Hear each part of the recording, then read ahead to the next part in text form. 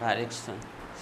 चलिए और inorganic chapter 30 निकालिए, 15 मिनट में चैप्टर को एंड करें, फिर ऑर्गेनिक में आते हैं और फिर नए चैप्टर स्टार्ट चालू करते हैं, स्ट्रक्चर ऑफ एटम।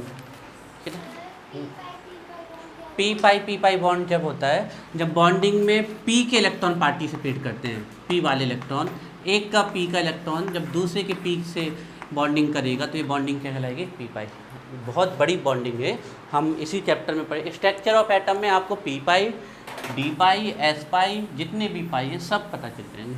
एस पाई होता नहीं है, पाई बॉन्ड पी ही बनाते हैं या डी बनाते हैं, एस कभी नहीं बनाता, तो आपको सब पता चल जाएंगे। चलिए, तो हमने आपको कल बता दिया था एनॉमलस बिहेवियर। फर्स्ट एलिमेंट की दो प्रॉपर्टी होती हैं। पहली प्रॉपर्टी ये होती है फर्स्ट एलिमेंट की कि वो अपने ही ग्रुप के बाकी एलिमेंट से प्रॉपर्टी में क्या शो करता है? That is called anomalous, abnormal या फिर डिसिमिलर बिहेवियर। और दूसरी एक प्रॉपर्टी होती है इसकी,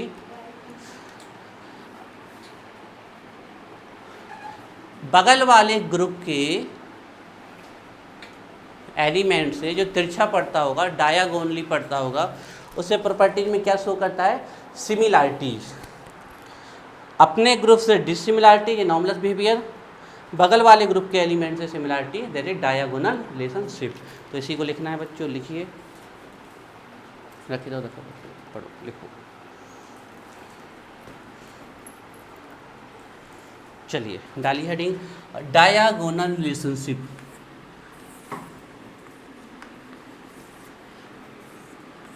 diagonal relationship, diagonal relationship.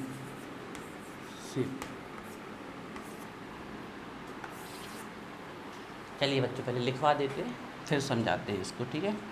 Diagonal relationship, dia है ना, डायगोनल नहीं, DIA, डायगोनल रिलेशनशिप। हिंदी में बोल सकते हो तिरछा संबंध, और शुद्ध हिंदी होती है विकर्ण संबंध। डायगोनल रिलेशनशिप, लिखिए,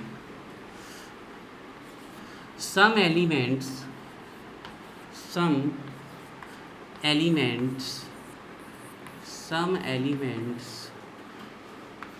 of second period, some elements of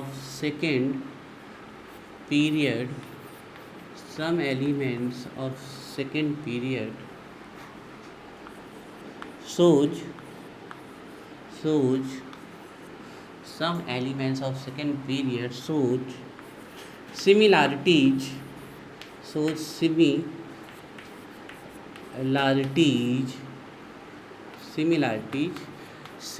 का मतलब होता है रिसेम्बल्स, है ना, रिजेम्बल्स एक्चुअली में। आप चाहो तो रिजेम्बल्स भी ले सकते हो ब्रैकेट में, इसलिए ये वर्ड लिखवा दिया, कहीं ऑब्जेक्टिव में आपको ये शब्द दे के फंसा ना दे। Some elements of second period shows similarities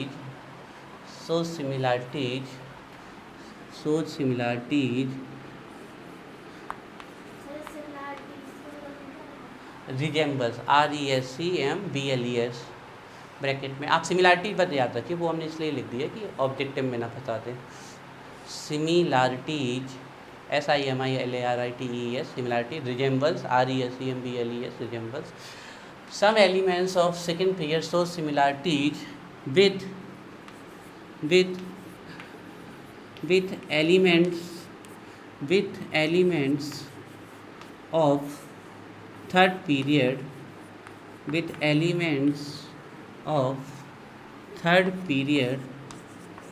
elements of third period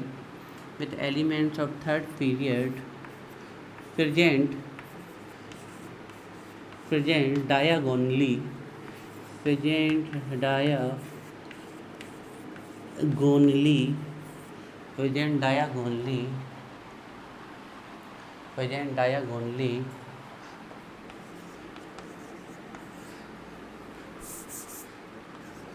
which is known as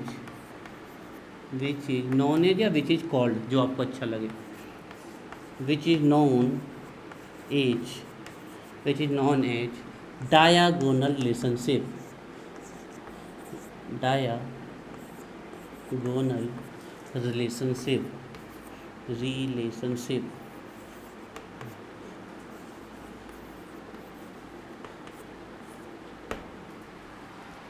is known as diagonal relationship. चलिए इसको समझाते हैं. It is called diagonal relationship. देखिए बच्चों, पीरियड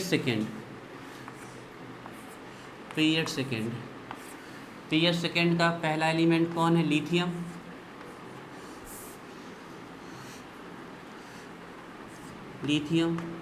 फिर कौन है?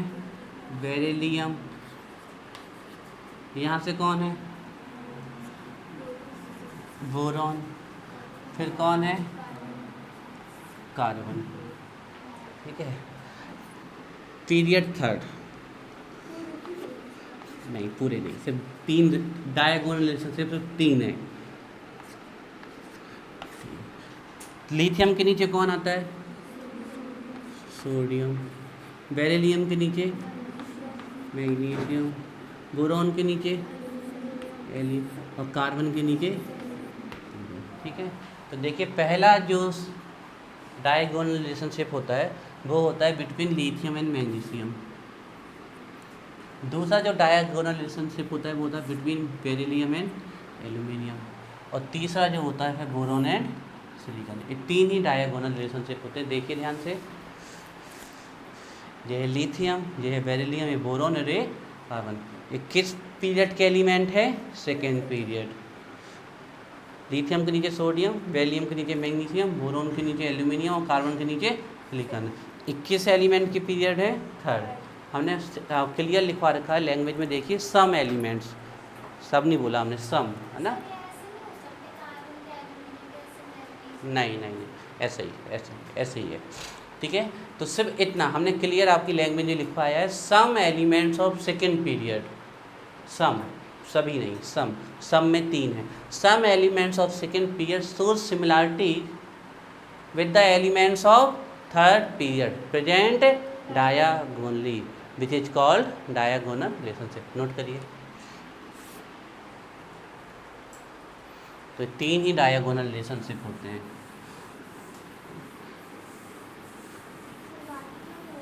बाकी क्या आता है ना, फिर डिस्टेंस बढ़ती जाती है, वो सिमिलरिटीज नहीं आती है. स्टार्टिंग में जैसे आप जाओगे प्रॉपर्टीज में सिमिलरिटी आती है, तो जैसे जैसे डिस्टेंस बढ़ती जाती है वो सिमिलरिटीज नहीं आती. मतलब जो देखा गया है वो 3 में ही देखा गया है. अभी बताएंगे इसका रीज़न क्या है, आखिरकार इनमें ऐसा हो क्यों रहा है. तो हमारे पास जो पेयर हैं डायगोनल रिलेशनशिप के, वो है लिथियम मैग्नीशियम का डायगोनल रिलेशनशिप होता है, बेरिलियम एल्यूमिनियम का डायगोनल रिलेशनशिप होता है,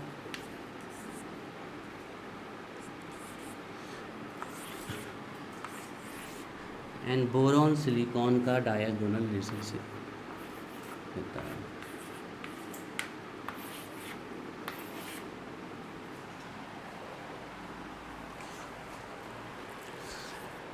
lithium magnesium, beryllium aluminium, boron silicon, 3 ही डायगोनल रिलेशनशिप होते हैं. ऑब्जेक्टिव में गलत पेयर बना के आपको दे सकते हैं, तो आपको ध्यान से देखना पड़ेगा कि कौन सा होता है ना.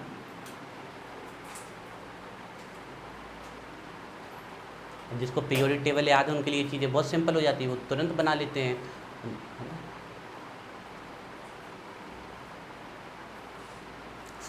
अगर ग्रुप भी लिखना चाहते हो आप, तो एक ग्रुप फर्स्ट है, एक ग्रुप 2 है, एक ग्रुप 13 है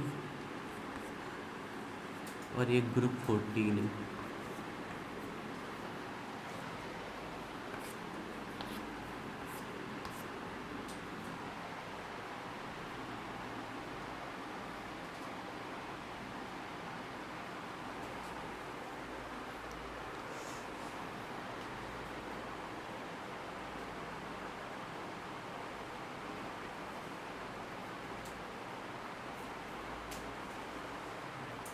डेफिनेशन देखो, प्रिंसिपल पकड़ना है बच्चों, हम बार बार कह रहे हैं आपको। लैंग्वेज में कमांड बनाइए, अगर आपको प्रिंसिपल पकड़ गए तो आप अपनी भाषा में लिख दोगे। Some elements of second period show similarity with the elements of third period present diagonally, it is called diagonal relationship. अभी नहीं, चैप्टर खत्म होने से थोड़ी कुछ हो जाएगा बेटा। चैप्टर बुक में सब बेटा पार्ट ऑफ सिलेबस है, सब कुछ पार्ट ऑफ सिलेबस है। कोई भी चीज़ ऐसी नहीं है जो पार्ट ऑफ सिलेबस नहीं है, हर एक चीज़ पार्ट ऑफ सिलेबस है, सब छुपा रहता है ना। वो एक बच्चा अपनी वजह से नहीं ढूंढ पाता, वो टीचर ही ढूंढ पाता है ना, सब सिलेबस का पार्ट। आप एनसीईआरटी की जब एक्सरसाइज करोगे ना, तो एनसीईआरटी के एक्सरसाइज के आंसर एनसीईआरटी की बुक से कभी सॉल्व नहीं हो सकते। एनसीईआरटी की जो एक्सरसाइज होती है ना, उनके लिए आपको बड़ी बड़ी मोटी रेफरेंस बुक पढ़नी पड़ती है, उससे जाके वो सॉल्व होते हैं, वो तो सिलेबस है उसका। चलिए, आखिरकार डायगोनल रिलेशनशिप होता क्यों है, तो लिखिए। अब इसके रीजन्स लिखते हैं for diagonal relationships. Reasons of diagonal relationship, diagonal. और इतना पढ़ाने के बाद भी आप ये नहीं कह सकते कि सीधा सीधा क्वेश्चन आ जाएगा। हाँ,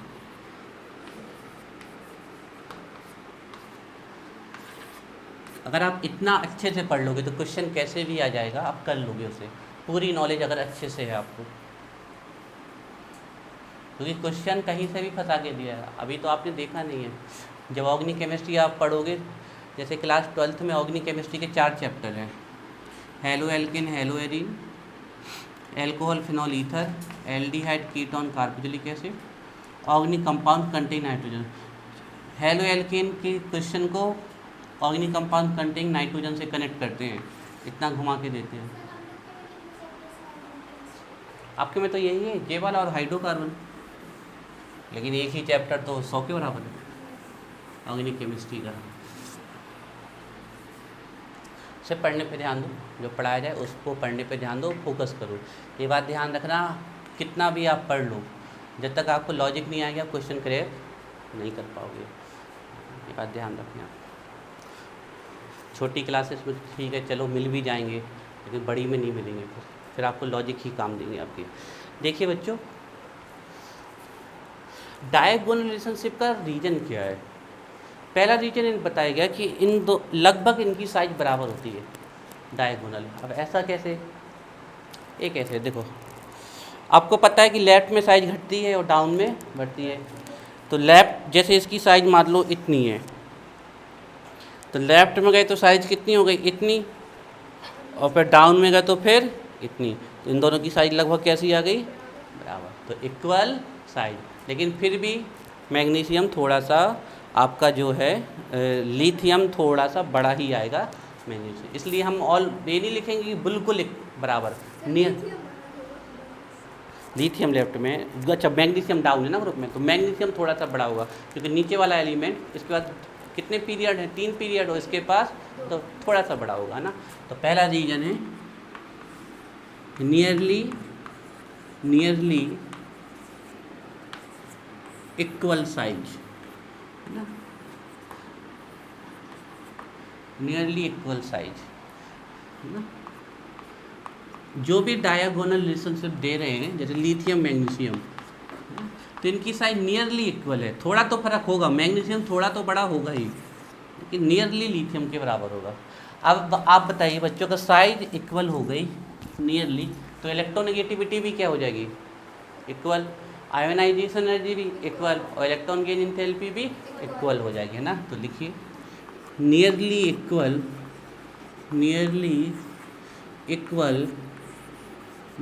equal, ionisation enthalpy, electron gain enthalpy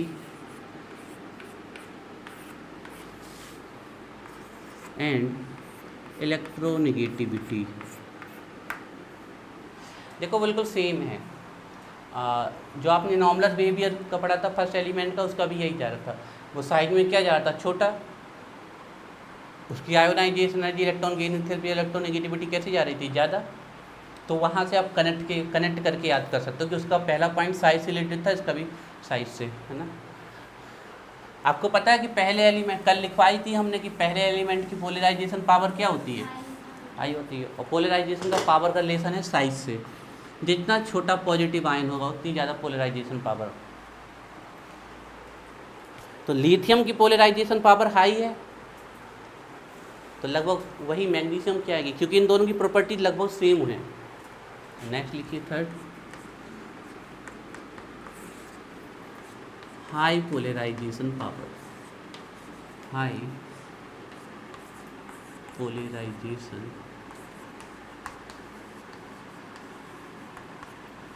power. अब बचा वो वैकेंट डी ऑर्बिटल वाला पॉइंट और पी पाई बॉन्डिंग वाला।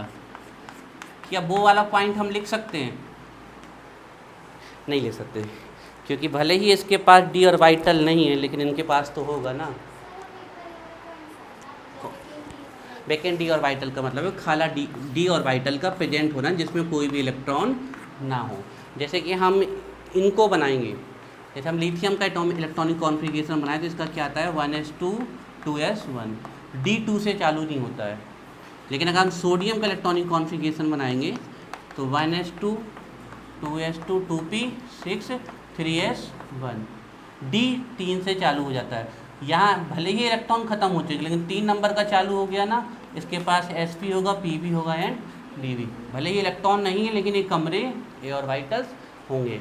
तो बताइए लिथियम के पास तो डी नहीं है लेकिन मैग्नीशियम के पास तो है, तो आप ये नहीं लिख सकते कि प्रेजेंसी ऑफ डी ऑर्बिटल, ये वाला पॉइंट यहाँ नहीं लिख सकते, लिथियम में लिख सकते थे।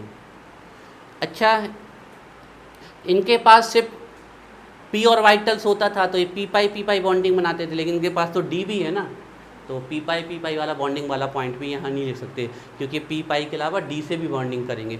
इनके पास था ही नहीं डी, तो इन्हें डी वाली बॉन्डिंग नहीं की, लेकिन इनके पास डी है तो ये डी वाली बॉन्डिंग करना चालू करते हैं। ये बच्चों हो गया, पढ़ लीजिए बच्चों जल्दी डायगोनल रिलेशनशिप।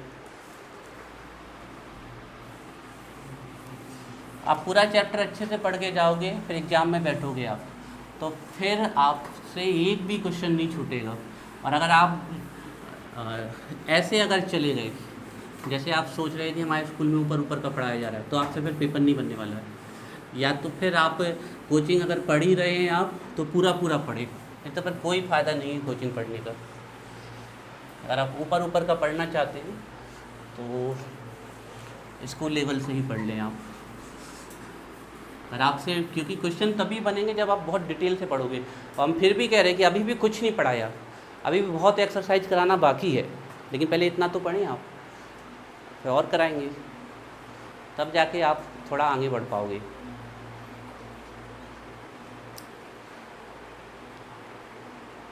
याद हो गया? याद क्यों? वैसे इतना ही तो याद हो जाता है। चलो विजेता सुनाओ, स्टार्ट करो।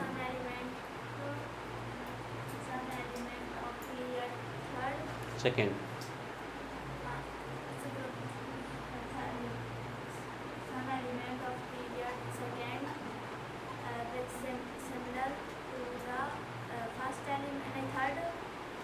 पीरियड थर्ड एलिमेंट्स कैसे प्रेजेंट है? तिरछे, प्रेजेंट डायगोनली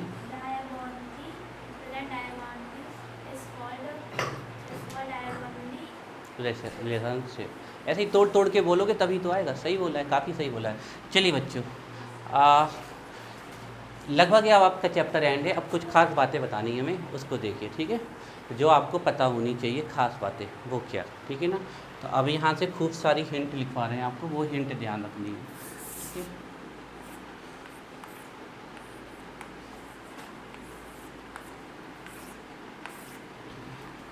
हिंट ध्यान रखनी है आपको कि हिंट क्या है आपको। सबसे पहले हिंट क्या, ये अगर आपकी पीरियोडिक टेबल है, ठीक है, एक जनरल डिस्कशन चल रहा है, तो पीरियोडिक टेबल में जब आप लेफ़्ट टू राइट जाते हो तो साइज क्या होती है? डिक्रीज होती है, साइड डिक्रीज होती है। इफेक्टिव न्यूक्लियर चार्ज क्या होता है, बताओ जल्दी। Effective nuclear charge increase, left to right में इफेक्टिव न्यूक्लियर चार्ज क्या होगा, अगर साइज छोटी होगी तो इफेक्टिव न्यूक्लियर चार्ज इंक्रीज होगा ना, छोटा हो जाएगा। तो अगर ये आपकी दो चीज़ें लेफ्ट में होती है तो अब ध्यान से देखना इनकी वजह से क्या क्या होगा, ठीक है, अच्छे से देखना है। क्या आयोनाइजेशन एनर्जी बढ़ेगी इससे, बताओ सोच के।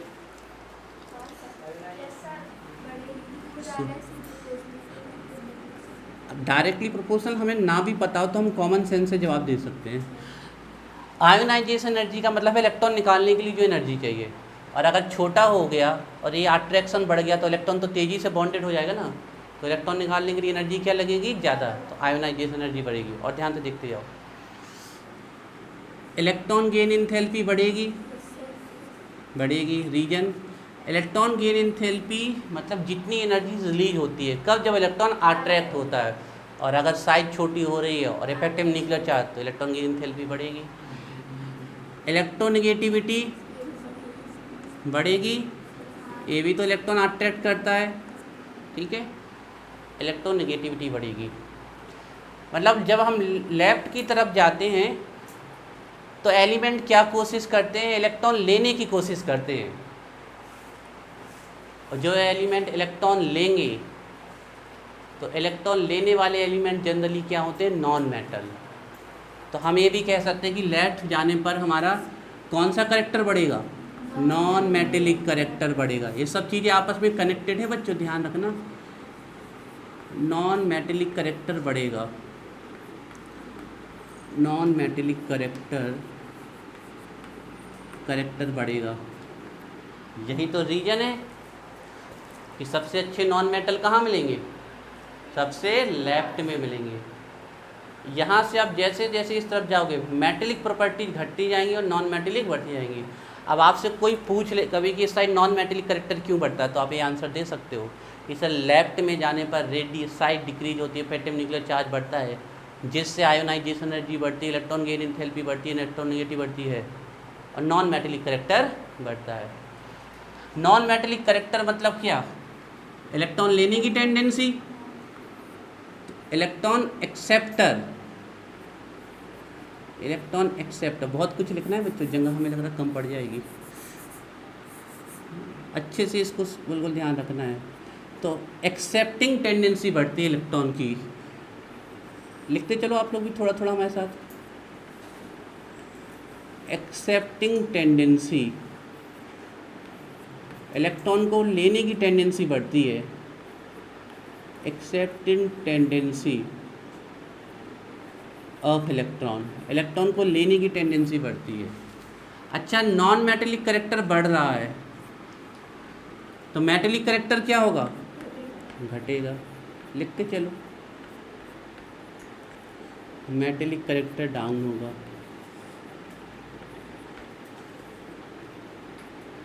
मतलब इलेक्ट्रॉन देने की टेंडेंसी घटेगी,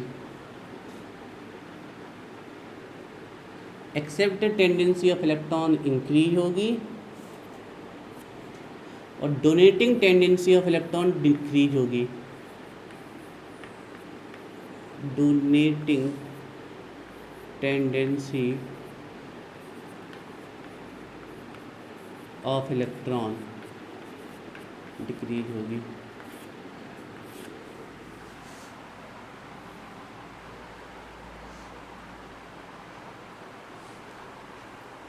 लिख लो पहले इतना आराम से, फिर और बताते हैं। अभी और भी लिखना है बच्चों, है ना, तो अपनी साइज जगह बचा के लिखिएगा।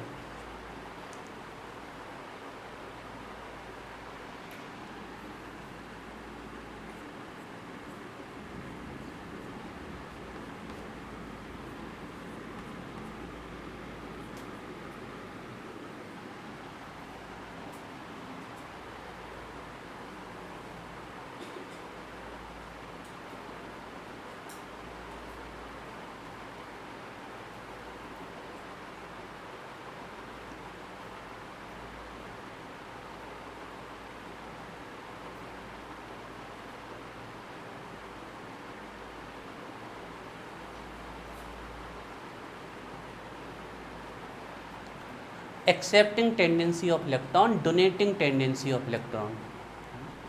पूछ लो अगर नहीं समझ में आ रहा, वो हमने लिख दिया हुआ जल्दी में। अभी और लिखना है बच्चों, कॉमन सेंस लगाते जाइएगा।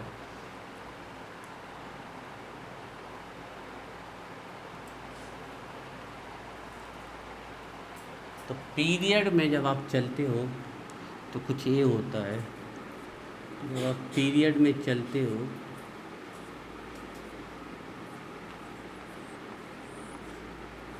लेफ्ट टू राइट, जब आप पीरियड में चलते हो तो कुछ ये होता है। अब बच्चों और सुनो, और सुनो, बताओ एसिडिक नहीं, एसिडिक बेसिक अभी नहीं, ऑक्सीडेशन। अब आपको सबसे ज़्यादा ऑक्सीडेशन पता होना चाहिए कि ऑक्सीडेशन किसे कहते हैं। आपने पढ़ा है ऑक्सीडेशन, वो भी ठीक है, addition of oxygen, removal of hydrogen, oxidation, वो वाला ऑक्सीडेशन छोड़ो। अभी एक अलग वाला ऑक्सीडेशन, अलग वाला ऑक्सीडेशन से मतलब है रिमूवल ऑफ इलेक्ट्रॉन। अगर इलेक्ट्रॉन निकलते हैं तो वो क्या होता है, ऑक्सीडेशन। इलेक्ट्रॉन का निकलना, रिमूवल ऑफ इलेक्ट्रॉन। और रिडक्शन क्या होता है, गेनिंग ऑफ इलेक्ट्रॉन।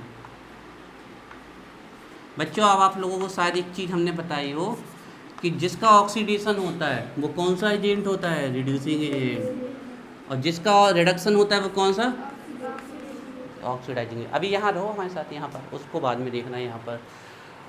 तो बताओ इस तरफ चलेंगे तो हम किसकी टेंडेंसी बढ़ेगी, ऑक्सीडेशन की कि रिडक्शन की, जल्दी बताओ किसकी टेंडेंसी बढ़ेगी इस साइड। इलेक्ट्रॉन लेने की टेंडेंसी बढ़ रही ना, इलेक्ट्रॉन लेने की टेंडेंसी बढ़ रही ना, तो इलेक्ट्रॉन लेने की टेंडेंसी बढ़ेगी तो किसकी टेंडेंसी बढ़ेगी, रिडक्शन की। तो इस तरफ जाने पर रिडक्शन बढ़ेगा, मतलब इलेक्ट्रॉन लेने वाले बढ़ेंगे। आप कह रहे हो रिडक्शन बढ़ेगा, आप कह रहे हो रिडक्शन बढ़ेगा, तो क्या हम ये भी कह रहे हैं कि ऑक्सीडाइजिंग एजेंट, रिडक्शन मतलब कौन, जिनका ऑक्सीडेशन होगा, है ना। तो oxidising agent, good oxidising agent मिलेंगे इस साइड हमें, गुड ऑक्सीडाइजिंग एजेंट। सबसे अच्छा ऑक्सीडाइजिंग एजेंट कौन है पता है किसी को, fluorine. Fluorine is the best oxidising agent,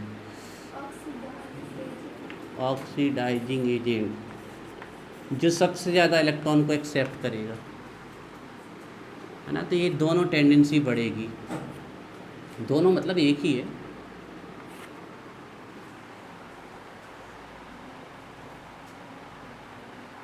फिर से देख लो बच्चों, electron gain enthalpy, electron negativity, electron को लेने की प्रॉपर्टी है, और जो इलेक्ट्रॉन लेगा उसका रिडक्शन होगा, और जो रिडक्शन होगा वो क्या होंगे, ऑक्सीडाइजिंग एजेंट। मतलब सबसे अच्छे ऑक्सीडाइजिंग एजेंट हमें यहाँ पर मिलेंगे। आपको पता है सबसे अच्छे ऑक्सीडाइजिंग एजेंट कौन है, ग्रुप 17, ग्रुप 7। ये तो इनर्ट गैसेज हैं, ये तो एक्सेप्शन में है, ये तो इलेक्ट्रॉन लेते ही नहीं है, फुलफिल्ड है ना। ये सबसे अच्छे ऑक्सीडाइजिंग एजेंट ये रखे हैं। और एक की बात कर ले तो फ्लोरीन। फिर अब एक चीज़ और पूछेंगे, रिडक्शन का नेचर बढ़ेगा,